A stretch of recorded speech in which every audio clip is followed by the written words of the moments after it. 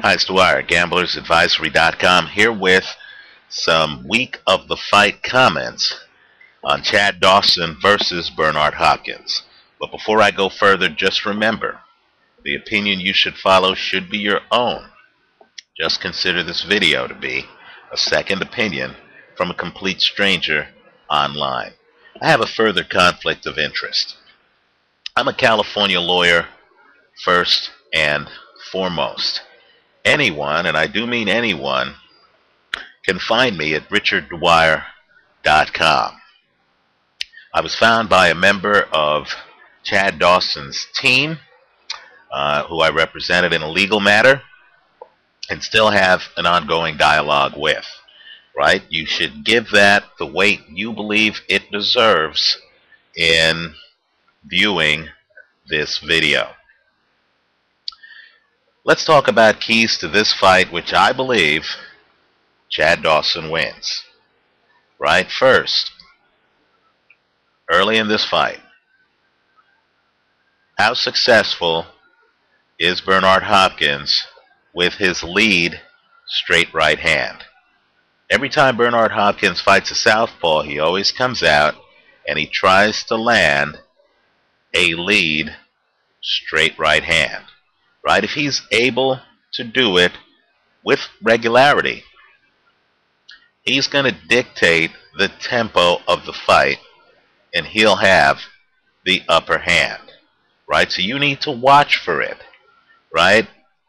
Bernard Hopkins early in this fight is going to try to throw a lead right hand, and the question is going to be, is he able to land it with regularity? Right?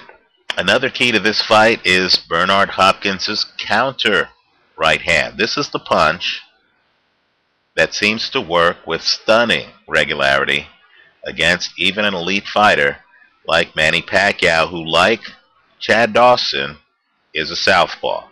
Right? Can Bernard Hopkins sucker Chad Dawson in, and then after Dawson throws a punch that Bernard's able to parry, can Bernard then hit him with a counter right hand? Right? It's conventional wisdom that right hands control southpaws. The question is simply whether or not Bernard's right hand is going to be successful. Right? Another thing to look at is both of these guys are counter-punching technicians. Right? They're both working angles. They're both in the ring very rehearsed. Right? Neither is an effort guy. Both guys are actually technique guys. Right? The thing with technicians, particularly counterpunchers, is they start slow because they're reactive. They're not proactive. They're trying to figure out what technique the other guy's using, what wrinkles the other guy has brought into the ring for this particular fight. Both of these guys lately have been very bad starters. In fact, even in the Jean Pascal rematch, Bernard Hopkins hardly did anything in the first 2 rounds. Contrast that with really the inaction of Chad Dawson against Pascal early in their fight. Right? Who wins those early rounds? Neither of these guys has ever been knocked out. Right? The scorecards are going to be a major factor in this fight. You need to look at who wins the early rounds in this one.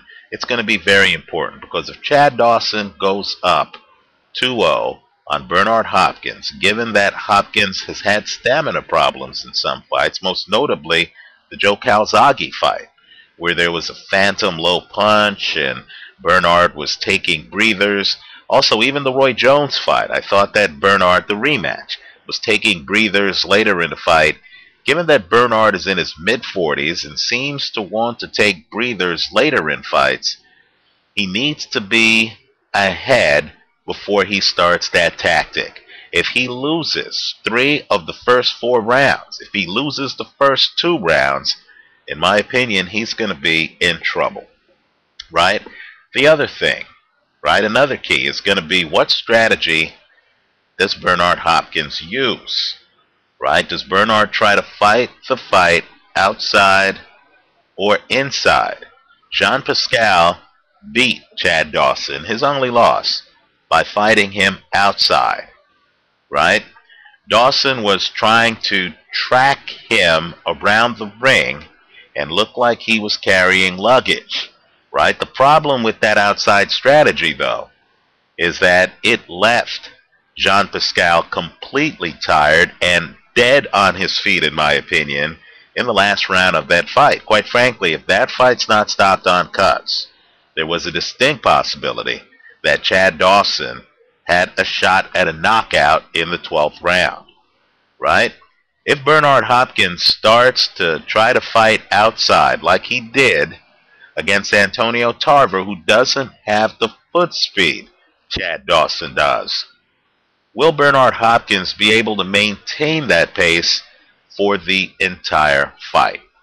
The other thing, too, is going to be what style, another key, what style does Chad Dawson bring in the ring with him? Since he changed trainers, he might not stand as upright behind a long jab as he did fighting under Emmanuel Stewart against Adrian Diaconu, right? Younger Dawson actually used to engage you a bit more. He was more of a power puncher.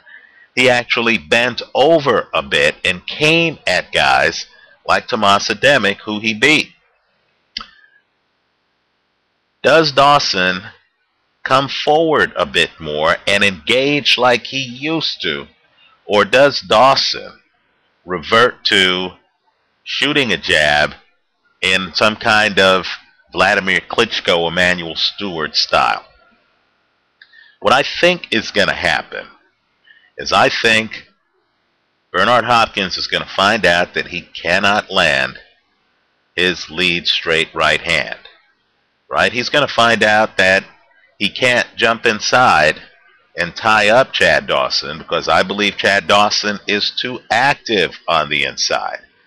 Then I believe what he's going to find out is that age does matter when you're fighting a technician who is inspired and can actually come forward on you.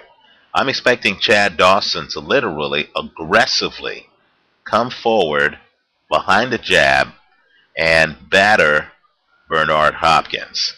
Then I'm expecting Chad Dawson to actually try to surprise all of us and to actually try to close the show later in the fight.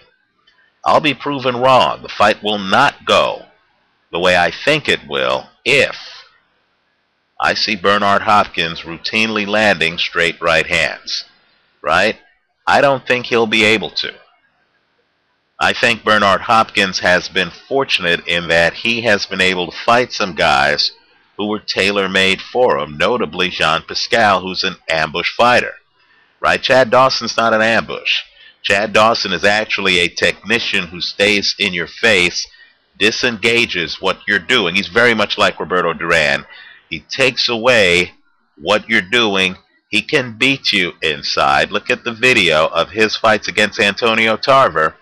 Late in those fights, Chad Dawson actually allows Tarver to hit him on the inside. Keep in mind, this is the same Tarver who completely dismantled Cruiserweight champion Danny Green, right? Dawson allows Tarver inside and then literally beats Tarver inside at his own game.